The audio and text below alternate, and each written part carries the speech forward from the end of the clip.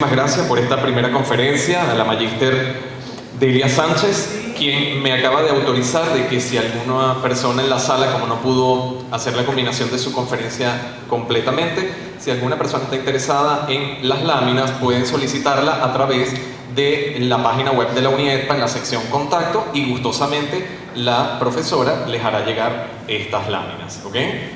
Continuando, la mañana de hoy, para nuestra segunda conferencia, tenemos a la doctora Elvia Agrasal, quien presentará la segunda conferencia en el área temática de la andragogía. Bienvenida. Muy buenos días a todos.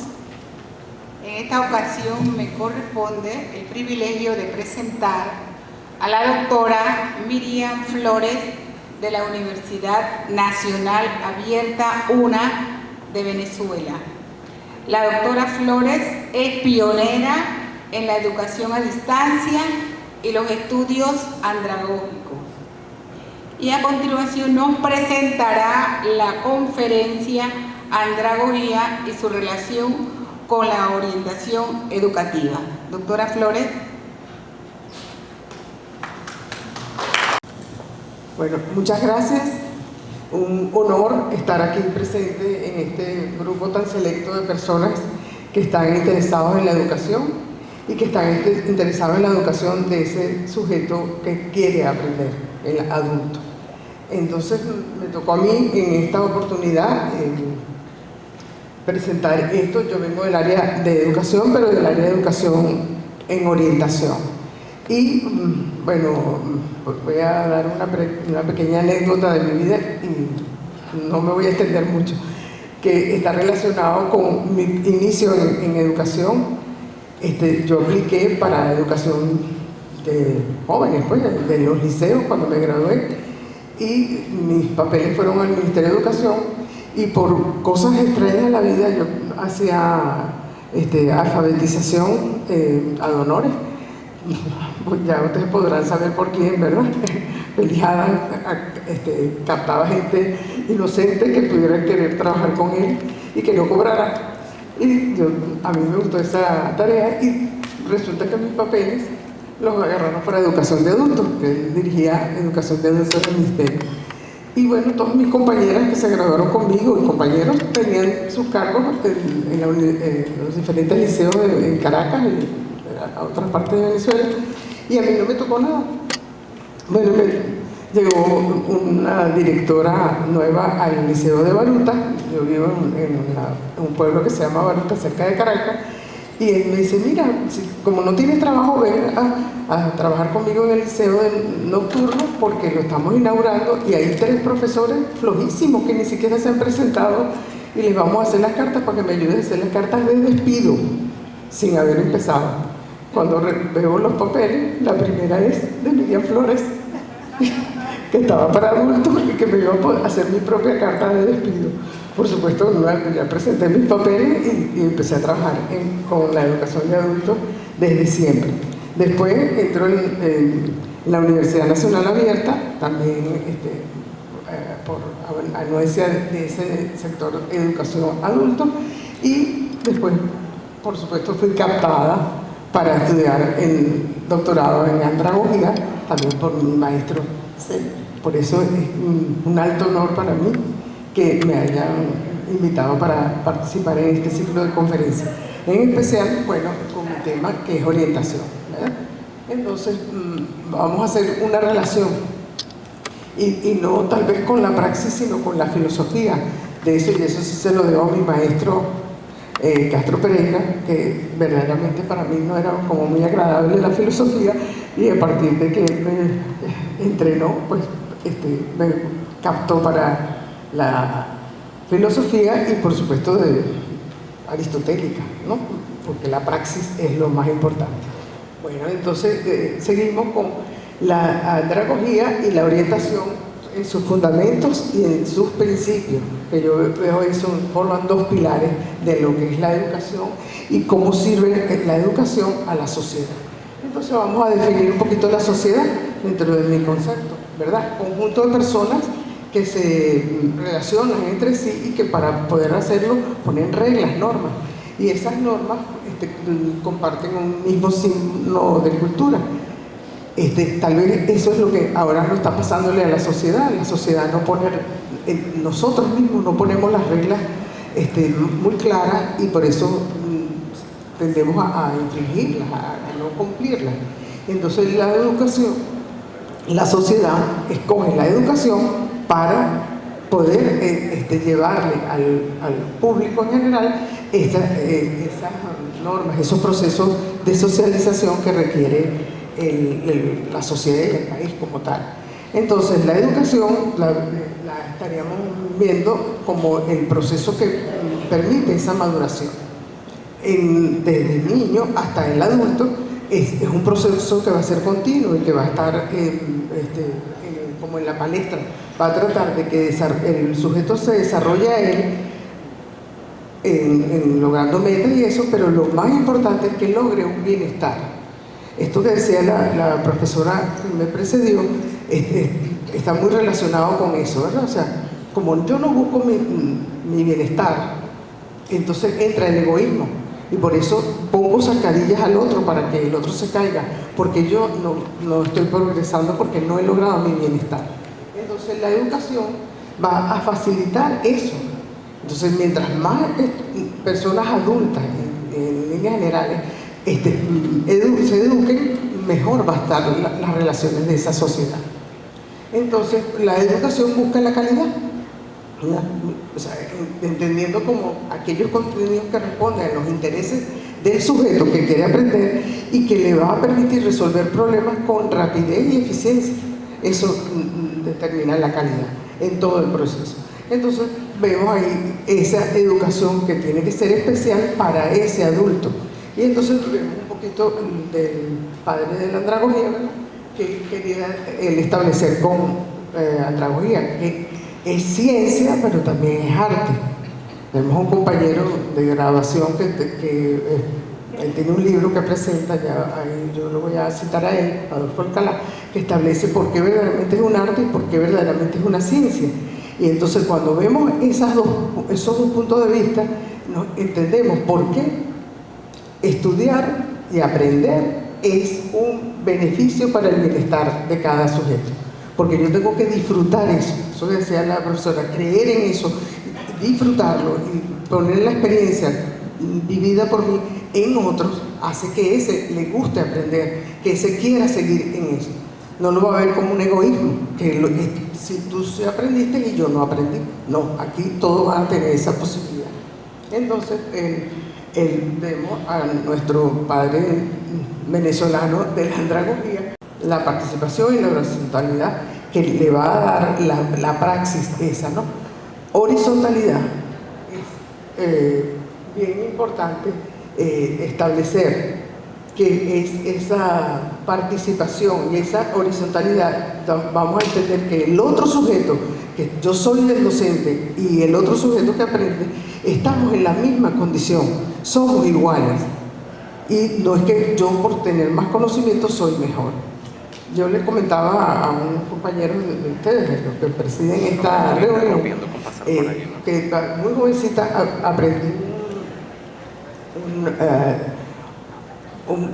tomé un punto de vista a partir de que leí un libro que se llamaba El Príncipe Valiente. A lo mejor muchos lo leyeron. Era un cuento de casi 14 libros. En ese libro estaban todas las historias del rey Arturo. Y él decía, cuando yo estoy sentado en la mesa redonda, todos tenemos el poder. Pero cuando estoy sentado en mi trono, yo tengo el poder. Entonces, la andragogía vista por Félix Adam era esa mesa redonda continua de que todo el mundo participa y todos somos iguales. Entonces, se basa en los principios filosóficos que abordan la andragogía, que están relacionados con la libertad, que es una filosofía conservadora, donde vamos a estar viendo la realidad de cómo la asimila el sujeto, y la filosofía socialista, que nos permite ver que la realidad, nosotros hacemos con ella lo que queremos. Unas veces la distorsionamos, otras veces la generalizamos, otras veces la agrandamos, la hacemos como se quiera. ¿verdad? Y eso es de acuerdo de la visión que tiene cada persona. Entonces son sus sentimientos, sus percepciones, sus miedos, sus conocimientos, vamos a decir, populares, que hacen que sean rémoras para todo lo que es el aprender. Y más adelante, establecemos esos principios de participación y de horizontalidad, que ya los comentamos, y en este momento, con la situación que estamos viviendo en Venezuela, yo creo que tendríamos que agregarle otros principios, entre otros, este principio de ético, que nos daría a nosotros conceptualizar las normas que nos darían una autonomía, una igualdad y una solidaridad. Y en ese momento estaríamos siendo mejores si vemos que la andragogía daría ese paso adelante para dar un principio ético a todos los sujetos. O sea, ya yo no voy a querer ser un vividor, no voy a querer pasar por encima de los demás. O sea, que le daría un concepto de humanidad, el otro es igual a mí, no puedo pensar cosas malas de él. El principio de flexibilidad, la idea de la educación es muy cambiante, como decía la misma profesora que me precedió, la tecnología nos va a arropar de múltiples maneras y necesitamos como que adaptarnos a eso, porque si no va a pasar como los dinosaurios, ¿verdad? Perecemos. Y la creatividad para dar unas posibilidades, unas opciones que podamos responder a las necesidades y a la solución de problemas de una manera más rápida. El adulto puede tener esa capacidad. Entonces vamos a ver cómo se relaciona eso con la orientación. O sea, es igual otro pilar de la educación y está, desde que se inició, la orientación está concebida como la ayuda, el apoyo, la orientación es la guía hacia el otro sujeto. Y aunque comenzó en el área profesional, o sea que se daba orientaciones para obtener una nueva profesión o ver qué camino era el que mejor correspondía, después fue una situación de ayuda personal y de ayuda académica, y entonces vino la parte que es lo que es la educación.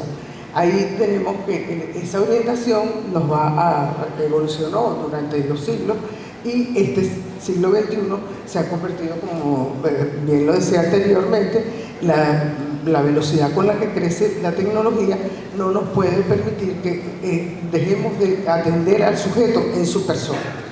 Siempre tenemos que tener en cuenta que ese sujeto está ahí y que no va a ser un número ni que va a ser una imagen. Y entonces la andragogía y la orientación estarían en el mismo camino de la educación.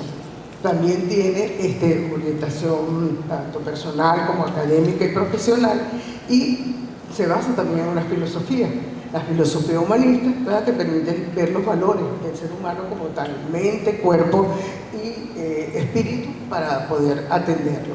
Después la lógica, que está basada en todas las experiencias, ¿verdad? De una yo deduzco otras cosas, y por supuesto la ética, ¿verdad? Tenemos una filosofía ética que va a hacer que la conducta del hombre sea tocada, ¿verdad? Sí, lo bueno y lo malo. Y por supuesto vamos a tener iguales principios. Un principio antropológico que hace que el individuo se desarrolle, una prevención, evitamos que el sujeto le pasen cosas malas, y el principio de desarrollo, que es continuo y va apoyando al sujeto en todo su desarrollo. Y por último, la intervención social. Y eso ahí yo creo que es donde estamos nosotros basados, ¿verdad? Cómo interferimos en la educación para que todos los sujetos sean más solidarios, más compañeros, más humanistas en toda su extensión. Los elementos de la tecnología nos permiten acercar la educación a distancia a todos los pueblos. Nosotros lo hemos vivido en la universidad, tenemos 23 estados, y los 23 estados tienen centros locales. En los pueblos más remotos está la presencia de la educación abierta y a distancia, y está en todos sus términos. La orientación siempre ha apoyado a la educación de esos sujetos adultos, que ahora a lo mejor son más jóvenes, porque más jóvenes necesitan la educación, pero ya al tomar la decisión de estar en estudio, ya es una decisión de adultos. Y por eso las ventajas que tiene esa educación, ¿verdad? No requieren asistencia al lugar de estudio, organizan su tiempo, son autodidactas, los contenidos son presentados de múltiples formas, hay estrategias de aprendizaje de todos los tipos, reciben apoyos de todos los asesores. Entonces, la concepción cambia de enseñanza a aprendizaje y de orientación a aprendizaje. De solo transmitir conocimiento a apoyar que el otro aprenda. Y ese proceso va a estar dinamizado por la educación a distancia, en este caso nuestra Universidad Nacional Abierta, basado en principios andragógicos, basado en el constructivismo, tanto cognitivo como social, porque necesitamos que los compañeros apoyen el aprendizaje igual que el facilitador. Y entonces tenemos que eso promueve un desarrollo de algo que está también muy de moda dentro de la orientación, que se llama la inteligencia emocional. Cuando nosotros logramos preparar al individuo para desenvolverse en la sociedad que le toca vivir ahorita, podemos tener la igualdad entre el razonamiento y el corazón. Entonces, actuamos desde los dos planos. Vamos a vivir en un ambiente de rosa, que el odio y el rencor no debe aparecer, porque debe estar el amor y, por supuesto, amor para la vida y para la paz. Muchas gracias.